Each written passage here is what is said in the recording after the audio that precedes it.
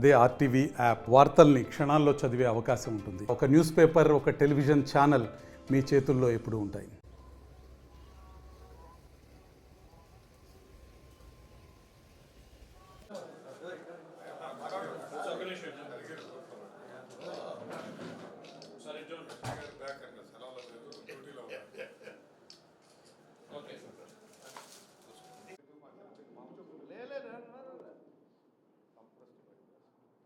ఇది Napier gross అనేది already అక్కడ కూడా పెరుగుతూ ఉంది.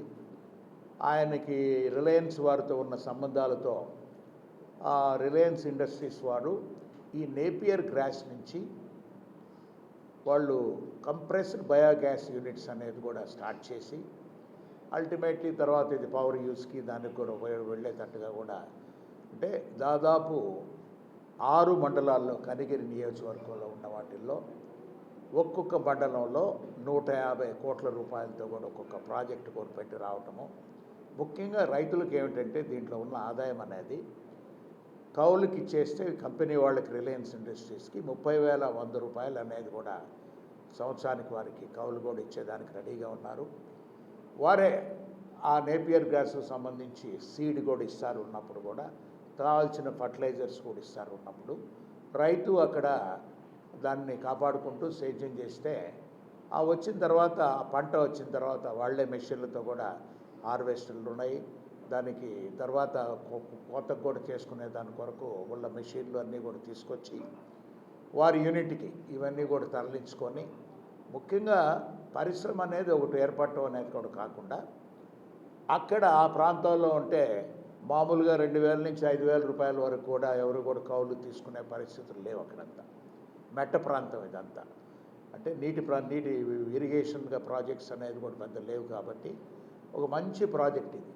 30,100 రూపాయలు అనేది 30,000 రూపాయలు అనేది కౌలు ఇవ్వటము. అది కూడా కాకుండా ఎవరన్నా వాళ్ళు సొంతంగా కూడా రైతులు వాళ్ళే మేమే సేద్యం చేసుకుంటాము, ఈ నేపియర్ గ్రాస్ కూడా పండిస్తామని అన్నప్పుడు వాడికి కూడా దాదాపు 60,000 రూపాయల వరకు కూడా ఆదాయం వచ్చే విధంగా కూడా ఇవన్నీ కూడా రిలయన్స్ కంపెనీ వాళ్ళు రావటం, వాళ్ళు చెప్పడం అన్నీ కూడా జరుగుతున్నాయి. ఇది ఒక దాదాపు ఒక సంవత్సరం ఒక 7-8 మాసాల నుంచి మన గరిగిరి శాసనసభ్యులు గారు ఉగ్ర నరసింహారెడ్డి గారు మన లోకేష్ బాబు గారితో కూడా ప్రశ్నిస్తూ చర్చిస్తూ ఈ ప్రాజెక్టు గురించి కూడా కనిగిరికి ఆవశ్యకత అనేది కూడా చెప్పుకుంటూ మొదటి ప్రాజెక్టుగా కనిగిరిలోనే మీరు కూడా పెడితే బాగుంటుందని వారు రిక్వెస్ట్ చేసిన తర్వాత మన విద్యాశాఖ మంత్రులు గారు కూడా లోకేష్ బాబు గారు కూడా ఒక మంచి ఆలోచనతో కనిగిరి అనేది చాలా వెనుకబడిన ప్రాంతం, దీన్ని ముందుకు తీసుకెళ్ళాలని అంటే ఒక ప్లాంట్ అక్కడ కూడా ఇచ్చి అంటే ఆంధ్రప్రదేశ్లోనే దాదాపు 550 ప్రాజెక్టు యూనిట్స్ కూడా పెట్టబోతున్నారు. ఉన్నప్పుడు ప్రతి ఒక్కరు ప్రకాశం జిల్లాలో కూడా మనకు రాబోయే రోజుల్లో దాదాపు ఏంటంటే ఒక 10 నుంచి 15 యూనిట్లు కూడా రాబోతున్నాయి అన్ని ప్రాంతాల్లో. ఒకసారి రైతుకి ఇది ఆదాయం ఉన్నది అనేది తెలిసినప్పుడు ప్రతి దగ్గర కూడా ఏం లేదు, శ్రమ లేని పంట ఇది. ఆ నేపియర్ గ్రాస్ అనే దానికి ఆల్రెడీ రైతులు ఇప్పుడు మనం పండించుకొని రావడం కూడా చూస్తున్నాం. ఇంకా సైంటిఫిక్ మెథడ్లో కూడా దీన్ని కూడా ఎక్కువగా కూడా పండించి తీసుకొస్తే రైతుకి ఆదాయం 60,000 రూపాయలు అనేది ఇప్పుడు వచ్చే పరిస్థితిలో ఉంది. అది 1,00,000 రూపాయలకు కూడా వెళ్ళేటట్టుగా కూడా పంట ఎక్కువగా కూడా పండితే వచ్చే కార్యక్రమం అనేది కూడా జరగబోతుంది. దీనిని ముఖ్యంగా కూడా మన గౌరవ శాసనసభ్యులు ఉగ్ర నరసింహారెడ్డి గారి పట్టుదలతో ఈ ప్రాజెక్ట్ని ఇక్కడికి కూడా తీసుకురావటం, అందులో ఫస్ట్ ఇనాగ్రేషన్ అనేది కూడా ప్రాజెక్ట్ ఫౌండేషన్ అనేది ఏప్రిల్ 2వ తారీఖు అక్కడ ఆ ప్రాంతంలో కూడా మనం ఇప్పుడు జరగబోయే కార్యక్రమం చూడబోతున్నాం.